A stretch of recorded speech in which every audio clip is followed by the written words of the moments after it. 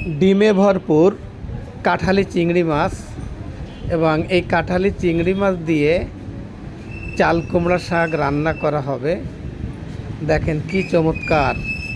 কাঁঠালি চিংড়ি মাছ এবং চাল কুমড়ার সাথে 2-3 ফালি আলু দেওয়া হয়েছে এবং এটা রান্না করা হচ্ছে, অপূর্ব স্বাদ হবে।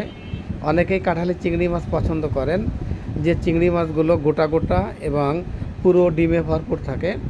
দেশি চিংড়ি, এটি কোনো ঘেরের চিংড়ি না, এটি হলো নদীর চিংড়ি এবং খেতে খুবই সুস্বাদু। আর তার সঙ্গে হলো চাল কুমড়া, যেটা চাল কুমড়া পাতা, যেটা খেতে আরও সুস্বাদু। এবং ইতিমধ্যেই কাঁঠালি চিংড়ি দিয়ে চাল কুমড়ার পাতা এবং আলু দিয়ে তরকারি রান্না হয়ে গেছে, আপনারা স্ক্রিনে দেখতে পাচ্ছেন। বন্ধুরা, খুব সুস্বাদু একটি খাবার এবং অনেকেই গ্রামের এই খাবারটিকে পছন্দ করে থাকেন এবং খেয়ে থাকেন। এত সুন্দর খাবার যা গোশকেও হার মানায়। ধন্যবাদ।